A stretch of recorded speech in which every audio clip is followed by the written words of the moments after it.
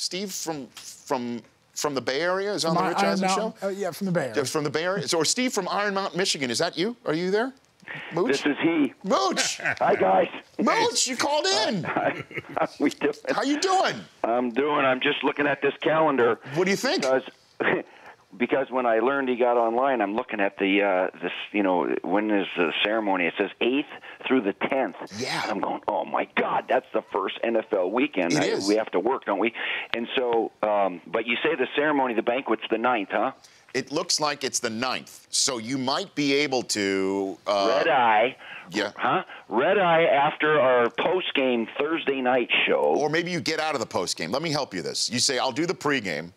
The pregame ends around 5:30. No, we don't do the halftime. We don't. It's on NBC. We just do a pregame leading up to kickoff. We don't handle this like it's our game. So maybe you tap out at 5:30. You get to LAX. And you wind up getting there in time for Friday. It's the getting back that might be the issue, Steve. You know? Well, getting back after the banquet. If the banquet is on the 9th Friday night, then I have to fly early Saturday morning. And do I make it in time for our ridiculous production meeting at 2 o'clock? So now, maybe they're going to want me to film Mini Mooch that day. I don't know. It could be. Now, do you still color code your calendars for your work schedule? Yeah. So if it's work-related, I color it in green, right? Why do you color it green? If it's down in... Huh? Why do you color it green, Steve? It's not a Manziel thing. It's show me the money guy. It's just a color code, right? Are you sure it's not the color of money, Steve? That's green. So then if I'm like going down to Del Mar, I put that in blue, right? Because by the ocean. Okay. If all my flights, I put little clouds around them, and they're in blue because it's up in the sky. Okay. Yeah, I got codes for everything. But anyway, that's... well, this is pretty big, though. I mean, for Hall of Fame, walk me through what this means for Izzo, Steve, knowing him for as long as you have. He actually called me last night. Okay. And he said, hey, I got to tell you, but you're not allowed to tweet this or anything, okay? He says I'm getting into the Hall of Fame. And I was driving my car, and I started to tear up. And I almost fell off the road there in my car, and so anyway, I knew he was a finalist, and I Rich, I didn't know, it's different than the Pro Football Hall of Fame, right? I mean, these guys can be current, it's college and pro, and it's former and current participants. It's different than the NFL where you have to be out for 5 years.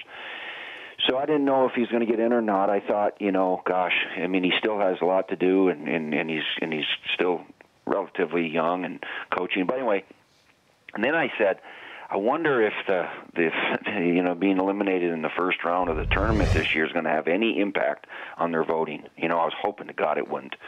But anyway, he got in, and it's so well deserved. And it's not just best man in each other's wedding. That's just one day of the year for each of us. I mean, we go back to 5th grade and all the way up, everything. And so, I mean, everything. And we lived together for 7 years in college because that's how long it took him to graduate, I think. And so, in fact, he's coming here tomorrow. He's coming from the Houston, the Final Four, and he's going to come out and spend some time with Loopy, his wife, and Steven, his son. I think we're going to go over to a Warriors basketball game because Draymond Green, plays over there. That's right. Okay. So he'll stay here, and then he's got to go down to L.A. from here for the awards. For all the awards ceremony coming up this week. Okay, so you're going to see him. You're going to get to hang out with him. Yeah, he'll stay here. That's great. Yeah, we'll hang out and we'll catch up. And I just saw him. I was at the Big Ten tournament. I went to that and saw 3 games and spent some time with him. I know we spoke to him after that. And, I know you did. And I asked him who the riffraff sitting with his mom was, because that was you. His mom's doing great, Rich. He just buried his dad.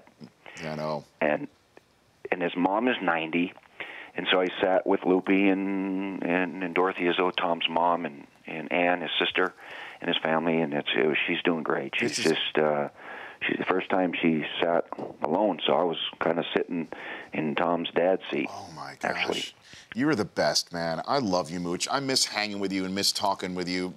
I would be remiss if before I let you go if I didn't ask you about Kaepernick and what's going on with the Niners and with Denver sitting there saying you can come play here if you take a pay cut, and Kaepernick's either going to have to try and force his way out and accept a pay cut or force the 49ers to pay what the Broncos don't want to pay. What do you think he should do, Kaepernick? You know, what I was hoping for was that, you know, Cap would stay with the Niners, because I think the Chip Kelly offense would probably be good for him in his career.